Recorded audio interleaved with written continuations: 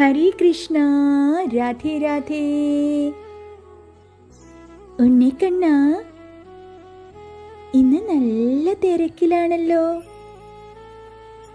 ഓ, ഭാഗവതം വായിക്കുകയാണോ കണ്ണനാമുണ്ണി? ഉണ്ണിക്കണ്ണ, ഒന്ന് പറഞ്ഞു തരൂ ഉണ്ണിക്കണ്ണൻ്റെ ഭാഗവതത്തെ കുറിച്ച്. കണ്ണനുണ്ണിക്ക് സന്തോഷായില്ലേ ഭാഗവതത്തെ കുറിച്ച് ചോദിച്ചപ്പോ? ഉണ്ണിക്കണ്ണൻ പറയാണ്, വേദവ്യാസ മഹർഷിയാണ് ഭാഗവതം രചിച്ചത്. വേദവ്യാസ മഹർഷി എന്ന് പറഞ്ഞാൽ ഉണ്ണിക്കണ്ണൻ തന്നെയാണ്, നാരായണൻ തന്നെയാണ്. അല്ലാതെ ഉണ്ണിക്കണ്ണന്റെ ചരിതം എഴുതാൻ സാധിക്കൂ? ബദരിയിലിരുന്നാണ് വ്യാസമഹർഷി ഭാഗവതം എഴുതിയത്. ബദരിയിൽ ബദരി വൃക്ഷങ്ങൾ നിറഞ്ഞ ഒരു ആശ്രമത്തിലാണ് വേദവ്യാസ മഹർഷി താമസിച്ചിരുന്നത്.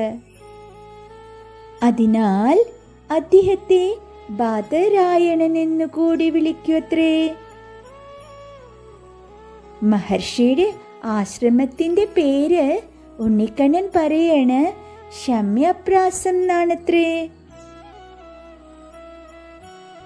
അവിടെ ശമ്യപ്രാസത്തിന്റെ അടുത്ത് ഒരു ഗുഹയുണ്ട്.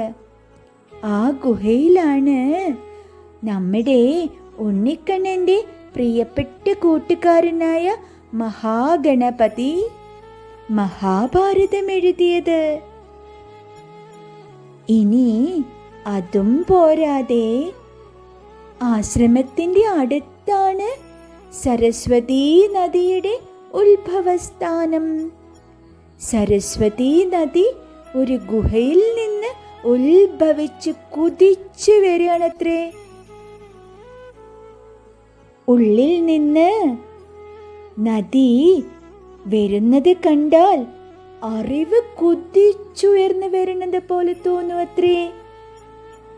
ഇനി ഉണ്ണിക്കണ്ണൻ പറയാണ്, എല്ലാവരും ഭാഗവതം വായിച്ചാൽ എന്താ ഗുണമെന്ന്.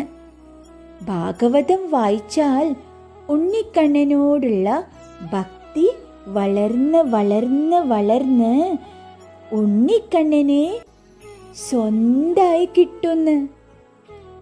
അപ്പോ എല്ലാവർക്കും ഒരു കാര്യം ചെയ്യാം, ഭാഗവതം വായിക്കാം. ഉണ്ണി മക്കളോടൊക്കെ ഭാഗവതം പഠിക്കാൻ പറയാം. എന്നിട്ട് നമുക്ക് നമ്മുടെ ഉണ്ണിക്കണ്ണനെ സ്വന്താക്കാം. ഹരേ കൃഷ്ണ. രാധേ രാധേ.